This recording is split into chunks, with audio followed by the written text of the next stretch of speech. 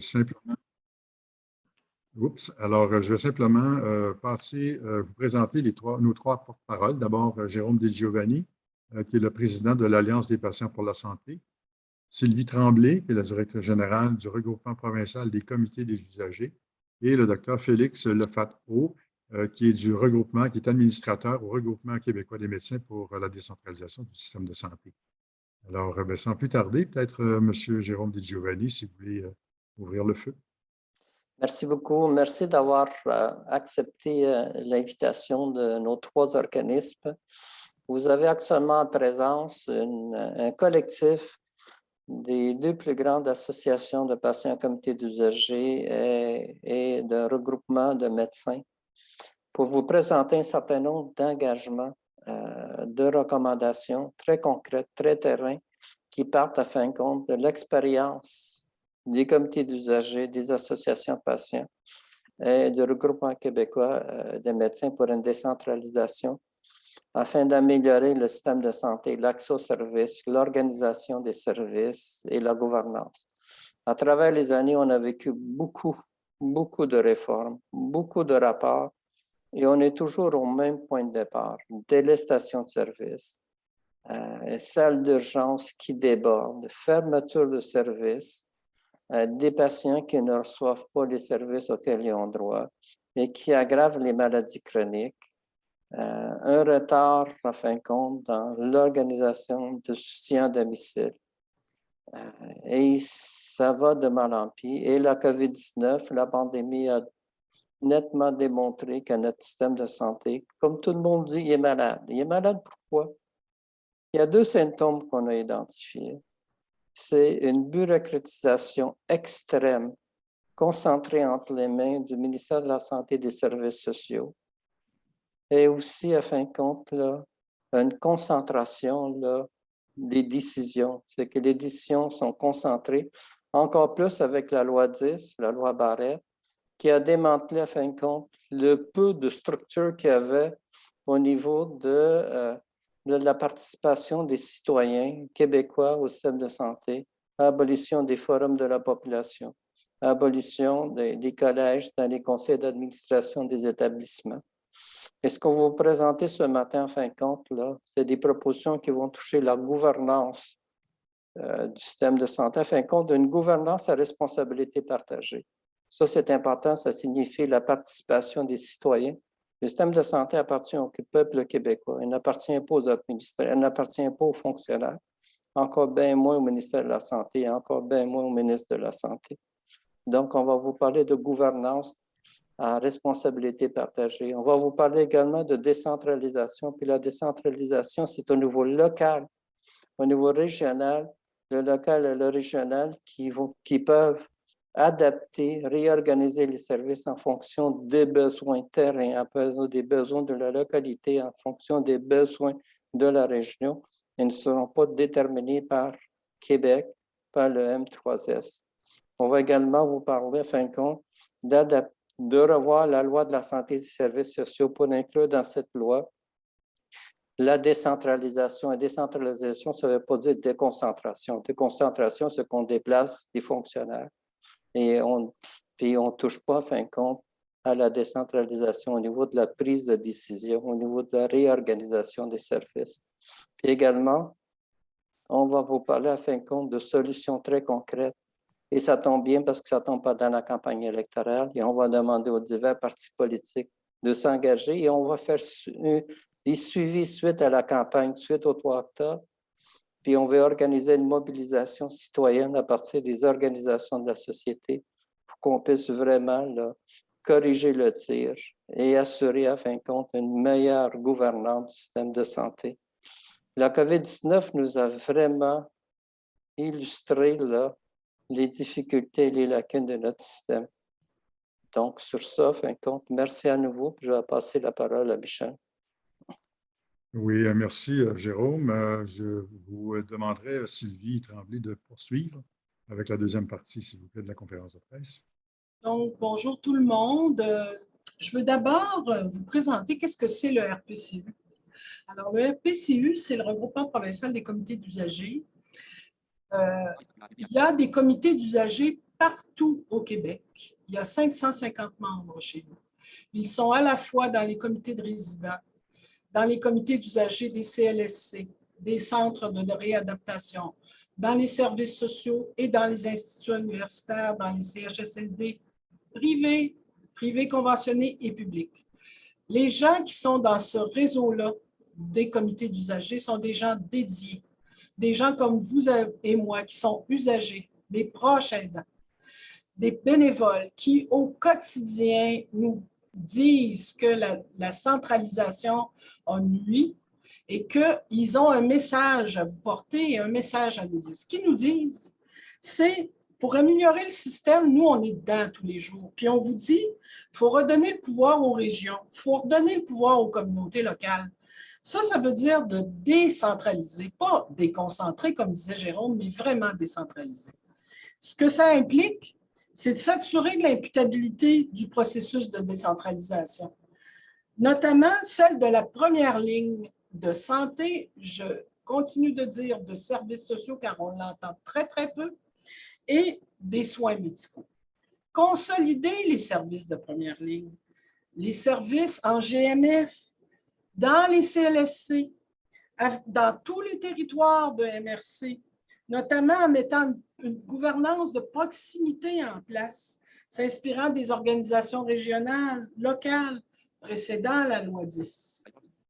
Accroître significativement le nombre de représentants des usagers, des patients, des organismes communautaires dans les instances de gouvernance.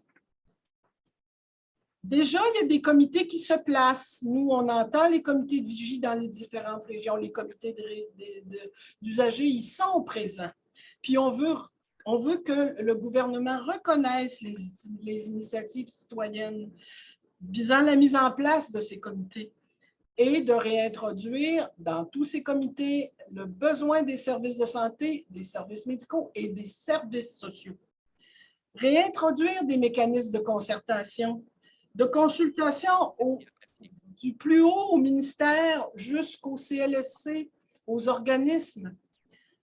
Consulter, ça ne veut pas dire, comme dit Jérôme souvent, consulter, ça ne veut pas dire nous rencontrer de temps en temps et de dire qu'on est pour ou contre un plan ou une directive. Consulter, c'est de la co-construction. Puis ce qu'on vous dit ce matin, c'est que nos membres, là, ils ont des choses à dire sur la prochaine vision ministérielle des soins de santé, de services sociaux et des services médicaux. Nous, on va être aux abonnés présents, mais on veut dire qu'il va falloir être vigilant, on va l'être. Puis on espère vraiment que cette fois-ci, ça va améliorer les soins, les services à la fois de santé, de services sociaux, de réadaptation, les services médicaux. La vision qu'on porte, nous, c'est la vision du monde qui sont sur le terrain et vous et moi qui sont quelquefois usagers, beaucoup, quelquefois patients, mais qui sont au cœur de ce que le service de santé, de services sociaux et des services médicaux devrait être. Et voilà pourquoi ce matin, on est là, puis c'est pourquoi ce matin, on vous dit on va être vigilant pour la suite des choses. Michel? Oui, merci Sylvie. Alors, on passerait maintenant au troisième volet. Dr. Félix Lefatreau, à vous la parole. Oui, merci, M. Bissonnette. Merci à Mme Tremblay. Merci à M. Giovanni, nos partenaires de ce matin. Et je remercie également tous les gens qui sont déplacés virtuellement ce matin. Donc, bonjour. Alors, écoutez, moi, c'est ça, c'est Félix Lefatreau. Je suis médecin de famille. Je pratique en première ligne également en centre hospitalier. Alors, je suis l'un des administrateurs au CA du RQMDSS, donc le regroupement québécois des médecins pour la décentralisation du système de santé et des services sociaux. Donc, nous sommes un OBNL qui a été fondé au cœur de la pandémie, vraiment en réaction au manque d'agilité, de flexibilité du réseau de la santé à s'adapter à une grande crise sanitaire qu'on connaît bien. Et ça a bien sûr révélé au grand jour des lacunes importantes du réseau de la santé qui étaient bien présentes avant. Donc, nous représentons plus de 800 médecins, autant spécialistes que médecins de famille généralistes. Et nous avons plusieurs appuis, notamment plus de 70 municipalités au Québec qui représentent près de 800 000 citoyens. Évidemment, nous prônons bien sûr la décentralisation du réseau, une meilleure gestion locale et de proximité, et surtout à échelle humaine. On préconise une gouvernance médicale locale par RLS, donc Réseau local de services, incluant des installations comme par exemple des centres hospitaliers de soins aigus. Et tout cela via un DSP, donc un directeur des services professionnels local, un CMDP, donc un conseil des médecins, des dentistes et pharmaciens locaux, et une table des chefs locaux également, auxquels se grefferaient des administrateurs locaux par installation pour instaurer ce qu'on appelle la fameuse cogestion locale. Et par-dessus tout ça, bien, il y a bien sûr la participation citoyenne, c'est la raison pour laquelle on est ici, qui est extrêmement important. Donc, l'esprit de nos revendications au RQMDSS rejoint très étroitement celle de nos deux partenaires de ce matin, car la décentralisation a pour but, au final, d'améliorer l'accès et la qualité des services de santé et de services sociaux en soignant les soignants. Alors, on sait très bien que la gestion de proximité à échelle humaine permet une meilleure rétention du personnel, bien sûr, de la santé et des services sociaux. Bien sûr, on est très d'accord avec le renforcement de la première ligne, le soutien à domicile, la prévention, la promotion de la santé. On est très d'accord avec tout ce qui a été dit. Il y a plusieurs opportunités de partenariat qui peuvent se présenter, notamment, par exemple, avec les tables locales du DRMG, un autre acronyme, désolé, Département régional de médecine générale, et les comités citoyens. Donc, on sait, par exemple, qu'on a accompagné plusieurs comités à travers le Québec pour répondre à leurs besoins en termes de décentralisation et d'une meilleure gestion vraiment sur le terrain des soins de santé et de services sociaux. Donc, il y a plusieurs opportunités de collaboration qui se présentent pour la communauté médicale et ainsi que la société civile. Au final, écoutez, la voix est aux patients, est aux usagers et aux citoyens qui ne peuvent que bénéficier d'un système décentralisé de proximité à échelle humaine et adapté à leurs besoins. Merci. Merci, docteur. Alors, écoutez, il me reste peut-être un petit résumé pour chacun de nos porte-paroles, une petite minute chacun. S'il vous plaît, Jérôme, peut-être avec le premier bloc d'engagement, le troisième. Alors, M. Di Giovanni, à vous, s'il vous plaît. Merci beaucoup. Le troisième bloc, on a entendu les références au bloc 1, au bloc 2 d'engagement. Maintenant, le troisième bloc d'engagement, qu'est-ce qu'on se demande de manière très concrète? C'est que cette décentralisation, cette gouvernance à responsabilité partagée, où la société civile va participer aux décisions, à l'organisation des services, à la planification des services au niveau local et régional, soit inscrit dans la loi de la santé et des services sociaux, et que le ministre de la Santé s'engage à appliquer cette loi-là, parce qu'actuellement, je peux vous dire que cette loi-là n'est pas très appliquée. Deuxièmement, si on regarde au niveau de la santé publique, on a eu le PGPS la semaine passée, où le sous-ministre adjoint à la santé publique et le ministre de la Santé ont annoncé la nouvelle mouture de la PGPS. Mais si vous regardez ça, il n'y a aucune approche populationnelle. Tel que ça a été défini par l'OMS en 1986, qui dit que la population, la société civile doit co-gérer la santé publique, doit participer à la santé publique. Personnellement, j'ai l'impression que les leçons de la COVID-19 ne sont pas encore rendues au niveau du ministre de la Santé publique et au niveau de l'Institut national de santé publique.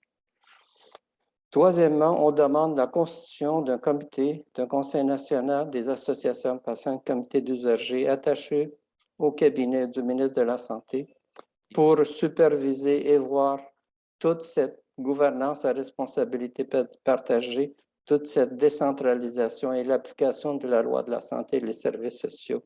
Ça va être important, en fin de compte, c'est notre participation. Puis là, on ne parle pas de consultation dans une heure, on parle d'être assis à la table décisionnelle, parce que le système de santé, et je répète ce que j'ai dit au tout début, ça appartient au peuple québécois. Le régime d'assurance maladie, ça appartient au peuple québécois. Ça n'appartient pas au ministre, ça n'appartient pas aux fonctionnaires. Et puis, on veut vraiment que les besoins de la population déterminent la livraison des services, l'organisation des services et la planification pour les services futurs. Merci, Jérôme, c'est bien gentil. Madame Tremblay, s'il vous plaît. Le micro, c'est toujours mon date. Désolée.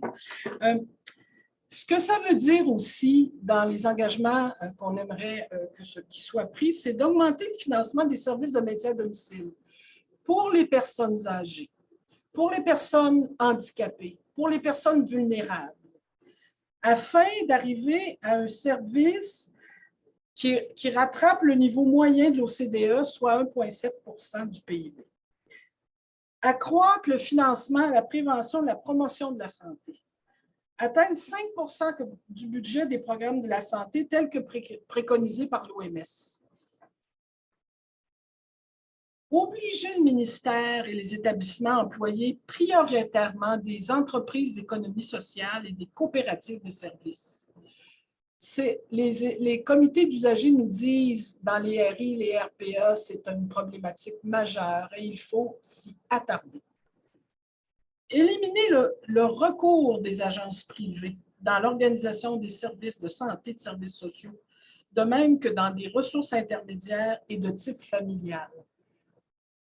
Félix? À vous, docteur. Oui, bien, j'ai l'honneur d'avoir le mot de la fin. Alors, nos 3 organisations lancent donc cette déclaration qui comporte des engagements que nous voulons voir adoptés par les partis politiques en vue des élections d'octobre prochain. Notre système de santé et de services sociaux est à la croisée des chemins. Sans une réorganisation plus proche des citoyens et des communautés locales, les changements qui seront apportés dans notre système risquent d'échouer. Voilà pourquoi nous lançons un appel à la mobilisation en appuyant la déclaration et les engagements que nous proposons pour améliorer durablement les services médicaux et les services sociaux offerts à la population québécoise. Merci beaucoup, docteur. Merci à nos 3 porte-paroles. Je pense que nous allons y aller avec une période de questions pour les journalistes, s'il vous plaît. Donc, ouvrir vos micros. Oui, c'est ça. Je donne donc la parole, je pense, à qui? Mathieu Sainte-Marie, c'est possible? Oui, exactement. Moi, je suis journaliste pour le magazine Profession Santé. Vous avez parlé au début du rapport qui a été déposé hier par la sous-ministre Dominique Savoie. J'aimerais vous entendre là-dessus. Est-ce que vous êtes d'accord avec le diagnostic posé par la sous-ministre? Je donne la parole à un des 3, là, peu importe. Là. Ou les 3, là, ce serait intéressant de vous entendre sur le rapport si vous l'avez lu. On peut y aller avec les 3, Jérôme. OK, je vais commencer. Écoutez, on l'a survolé. On l'a survolé, le rapport, on l'a lu. Effectivement, on a été consulté pendant 1 heure et demie. On a discuté avec la sous-ministre Savoie. Il y a des éléments qui se recoupent au niveau du diagnostic. On parle de gouvernance, on parle des éléments que nous, on soulève. Mais par ailleurs, les solutions qui sont proposées là, c'est plus la déconcentration. C'est plus de déplacer le pouvoir bureaucratique de Québec vers les régions. Et ce n'est pas de la décentralisation où la société civile, où on installe, on revient à des forums de population bonifiés, à des conseils d'administration avec des collèges électoraux bonifiés, et où la société au niveau local et régional puisse participer à la détermination des services à l'organisation. Ces éléments-là ne se retrouvent pas à l'intérieur de ça. Et comme je vous dis, lorsqu'on lit ça, c'est plus le pouvoir reste toujours entre les mains des fonctionnaires. On déplace un fonctionnaire de Québec vers le régional.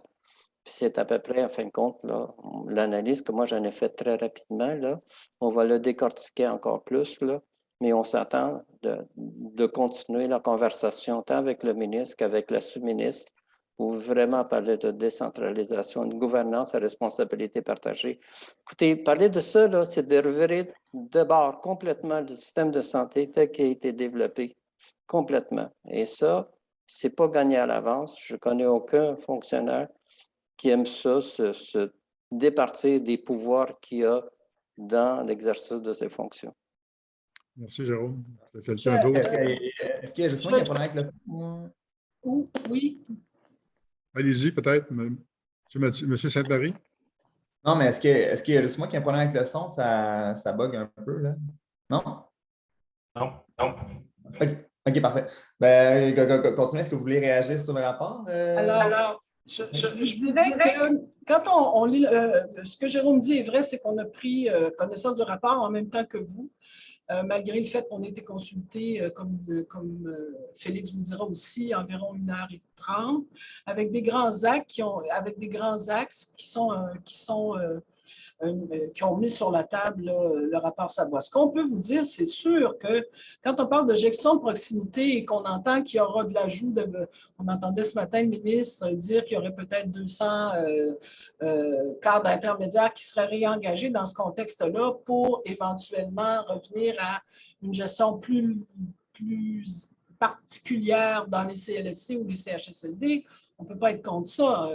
Ça a été une des demandes des comités des usagers et les autres collègues le diraient aussi dans plusieurs CHSLD particulièrement où il n'y avait pas de pilote dans l'avion. Donc, c'est intéressant et puis on est content de ça. Mais effectivement, quand on parle d'approche populationnelle, quand on parle de gouvernance, il faut revenir aux besoins centraux des usagers puis des patients, c'est-à-dire de recevoir des services dans leur localité, de ne pas toujours être en surspécialisation, de ne pas toujours penser hospitalocentrisme, de revenir à l'essentiel des besoins des services de santé, de services sociaux primaires pour permettre aux gens au quotidien de recevoir leurs soins, leurs services. On n'a qu'à penser au maintien à domicile où il faut totalement revoir les services pour que, éventuellement, les personnes handicapées, les personnes âgées, les personnes vulnérables peuvent avoir des services de proximité et que ça ait un effet concret sur la deuxième et la troisième ligne pour désengorger. Félix vous dirait la même chose. Il faut revenir à des services de proximité et ça, c'est la décentralisation. On ne peut pas passer à côté de ça. Si le docteur Lefatreau veut ajouter quelque chose? Oui, bien, écoutez, le RQMDSS a également été consulté là, par rapport à ce chantier-là de la décentralisation. Je pense qu'on a eu une bonne écoute de Mme Savoie. Nos premières impressions, c'est que c'est encore un peu vague, okay, comme ce qui nous est présenté quand on regarde les recommandations. C'est des grandes lignes, c'est une entrée en la matière.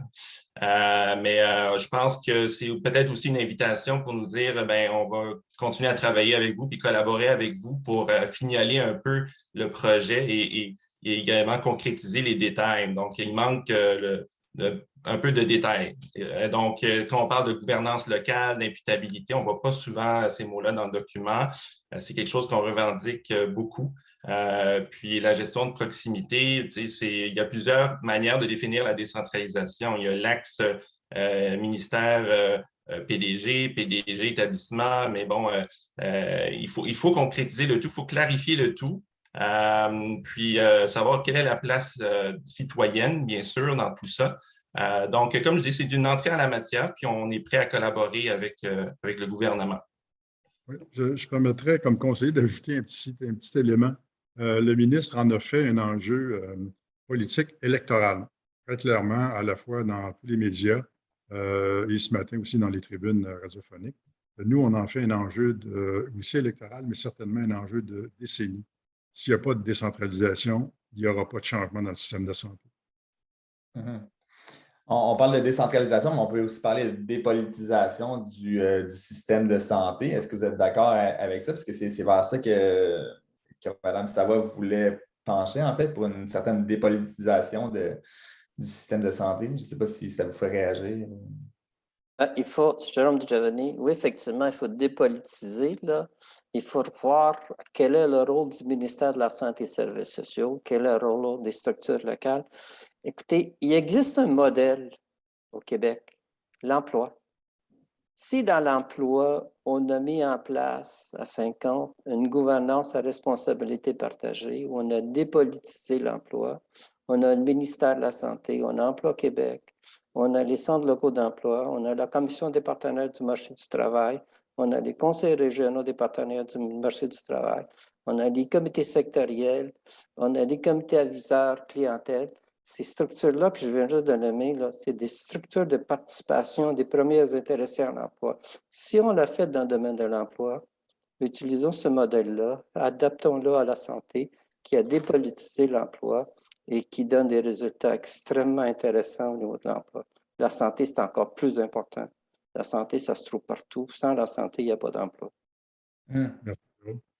Ce que j'aimerais ajouter peut-être aussi, c'est que la politique aussi, c'est dans les détails entre les grandes corporations, les grands syndicats, les grandes ordres professionnels qui ont le droit au chapitre aussi beaucoup plus que les usagers, les patients et la communauté locale. Alors, dépolitiser veut dire aussi de ramener un certain équilibre entre les joueurs pour être capable d'avoir une vision un peu plus égalitaire et de penser aussi aux clientèles vulnérables qui n'ont pas le droit au chapitre et qu'il faut revenir sur ce pourquoi notre système est là et ce pourquoi il faut être tous solidaires dans un contexte où il y a des pénuries, j'en conviens, mais les gens ont de moins en moins accès aux services et il faut revenir à la priorité de ce que c'est ce système-là. C'est un système universel et c'est un système surtout pour les personnes vulnérables qui en ont bien besoin. Merci. Ma réponse à ça va être claire. Écoutez, dépolitiser est une bonne chose, mais sans décentraliser, ça ne sert à rien. Donc, on peut bien donner les pouvoirs d'établir les orientations à quelqu'un d'autre, mais si la machine n'est pas décentralisée, ça ne sert à rien. Donc, il faut que vraiment les décisions soient prises sur le terrain pour les gens de proximité, puis pour le personnel autant que pour les usagers. Donc, c'est vraiment l'élément essentiel. Merci. Autre question? J'en ai une dernière, là, mais en fait, Mme Tremblay y a répondu un peu. Là, je pense que si vous êtes à l'aise avec justement l'embauche le gouvernement parlait de 100 à 200 cadres supplémentaires. Vous êtes à l'aise avec cette embauche-là, ces embauches-là, en fait? Si c'est essentiel. Nous, ce qu'on voit sur le terrain, c'est qu'à partir du moment où on a enlevé 1300 personnes qui étaient des chefs de service. Ce n'est pas des sous-ministres au ministère. C'était des gens sur le terrain qui étaient dans les milieux de vie, dans les institutions, dans les petits établissements et qui travaillaient avec le comité des usagers, par exemple, pour que les insatisfactions ne deviennent pas des plaintes, pour que les problèmes se règlent, que les personnes puissent voir les familles, que la personne puisse avoir accès à des chefs de service dans un processus de gestion, de gouvernance d'une simplicité qui permet... c'est ça, les services de proximité. On ne peut pas être contre ça. Si ce n'était que ça, mais en même temps, vous savez que l'accès aux services n'est pas réglé avec ça. Pour y arriver, on peut penser, par exemple, à l'hébergement. Je vais revenir à ça, je trouve ça abominable. Dans un contexte où on pense, par exemple, que les personnes déficientes intellectuelles ou des problèmes de spectre de l'autisme, quand les parents veulent avoir un hébergement, ça peut prendre 7 ans. Alors, l'accès est prioritaire. Et si on a une vision de proximité, si on a une vision particulièrement axée sur les besoins et les services en première ligne, on va pouvoir peut-être recadrer le système puis le rendre meilleur. Est-ce qu'on peut dire que même si on rajoute 200, 300, même 2000 cadres d'intermédiaires, s'ils n'ont pas plus de pouvoir et qu'ils ne sont pas plus imputables, ça ne changera pas grand-chose. Il faut qu'ils puissent décider sur le plan. Parfait. En fait, je n'ai plus de questions, mais merci beaucoup pour vos réponses. Est-ce qu'il y a... Merci. Sinon, je vous avise simplement que le communiqué de presse est maintenant diffusé sur le réseau CNW. Vous pouvez avoir accès également, il est aussi dans les sites web des 3 organismes. Vous pouvez également avoir accès à la déclaration elle-même, qui est également accessible dans les sites web de nos organisations respectives. J'ajouterais, Michel, que sur la déclaration, vous allez voir sur notre site que vous pouvez appuyer et nous supporter dans l'action qui viendra. Merci beaucoup. Écoutez, je vous remercie tout le monde et ceci met fin donc à la conférence de presse. Alors, une très bonne journée, pas de pluie, beaucoup de soleil. Merci. Merci. Merci à vous. Au revoir.